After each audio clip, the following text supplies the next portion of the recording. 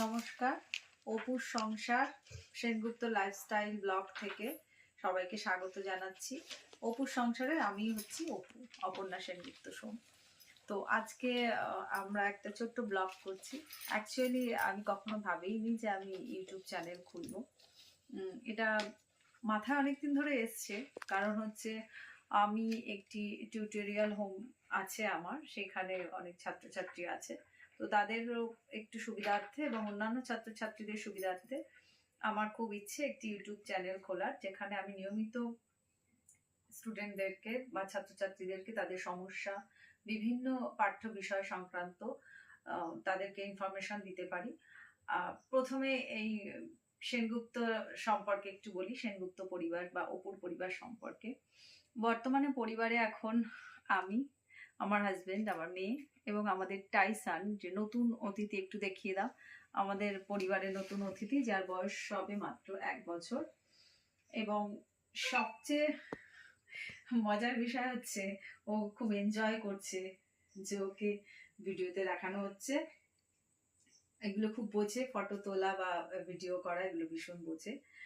আর সেনগুপ্ত পরিবারের যিনি সবচেয়ে এখন বড়, বাবা পার্থরঞ্জন সেনগুপ্ত। তো বাবার সাথে একদিন আলাপ করাবো সবাইকে। তো আজকের ব্লগটা আমি শুরু করছি একটু, যেহেতু ব্লগের নাম আছে সেনগুপ্ত লাইফস্টাইল, তো সেই সেনগুপ্ত পরিবার সম্পর্কে একটু তথ্য জানানোর জন্যই আজকে আমার এই ব্লগটা করা।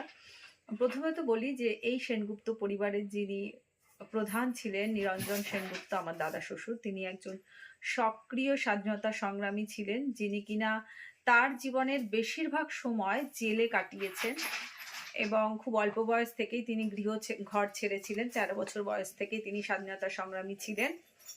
এবং শুধু স্বাধীনতা সংগ্রামী ছিলেন এটা মুখে বললে তো প্রমাণ হয় না, তো কিছু ঐতিহাসিক তথ্য আমাদের কাছে আছে প্রমাণ সহ। আমি আজকে সেগুলোই সবার সামনে দেখাবো, যেটা কিনা অনেকে দেখোনি। সবচেয়ে বড় কথা হচ্ছে এখনকার সময়ের অনেকের কাছেই সেটা হচ্ছে অজানা। সেটা হচ্ছে তাম্রপত্র, যেটা কিনা সেই সময় দেশ স্বাধীন হওয়ার পর সমস্ত স্বাধীনতা সংগ্রামীদেরকে তাদের সম্মান হিসেবে দেওয়া হতো, যেটি আমার দাদা শ্বশুরকে 1972 সালে দেওয়া হয়েছিল।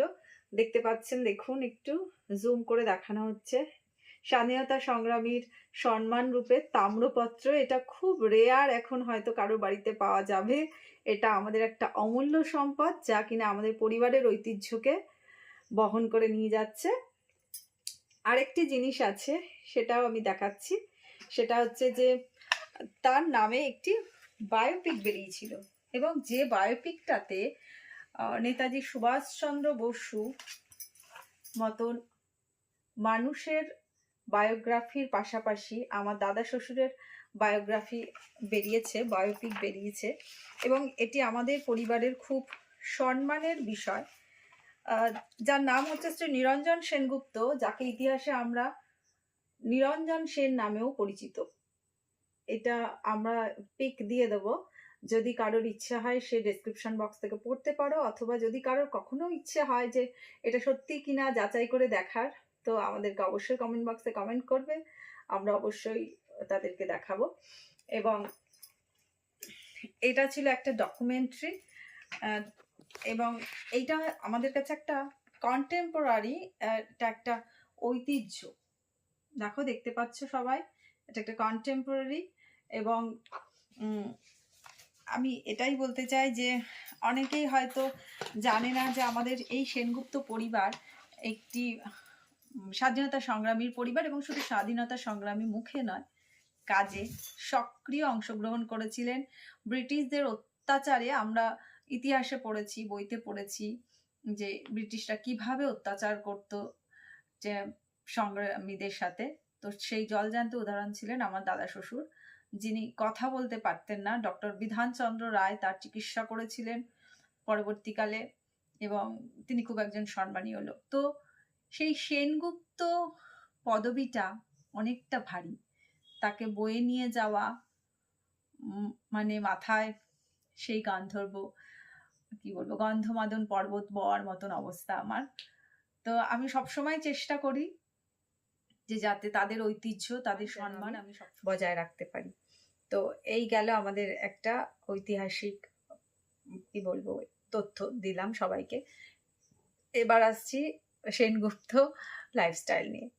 আসলে আমরা ছোট্ট একটা পরিবার, আমাদের সারাদিন নানান কিছু ঘটে আমাদের লাইফে। তবে আমরা সবসময় সবাই একসঙ্গে বাড়িতে থাকতে পারি না।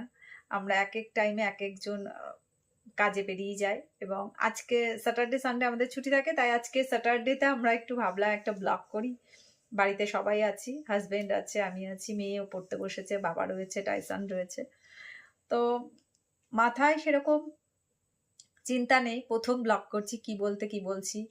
তো সবাই একটু মানিয়ে গুছিয়ে নেবেন। আগামী দিনে আশা করছি যে আরো ইমপ্রুভ হবে, এবং সাথে থাকবেন, পাশে থাকবেন, সাবস্ক্রাইব করবেন চ্যানেলটিকে। অপুর সংসারের, অপু যেহেতু আমি, সেহেতু আমার সংসারের খুঁটিনাটি কি করি সারাদিন, কি না, এই সমস্ত কিছু আমরা জানাতে থাকবো। এবং আমাদের কি সবসময় কি প্ল্যানিং চলছে, আমরা কোথায় যাচ্ছি বা কি করছি। এছাড়াও এর পাশাপাশি আরেকটা তথ্য দিয়ে রাখি, সেটা হচ্ছে আমার যেমন একটি এডুকেশন সেন্টার আছে, ওটার ওনার আমি নিজে, এবং আমি নিজেই পড়াই। সেখানে ক্লাস 5 থেকে একদম গ্র্যাজুয়েশন পর্যন্ত স্টুডেন্টদেরকে পড়ানো হয়। এবং আমার বাড়িতে একটা ছোট্ট পার্লার আছে। তো অপুর সংসারের অনেক কিছু আছে যা জানার আছে।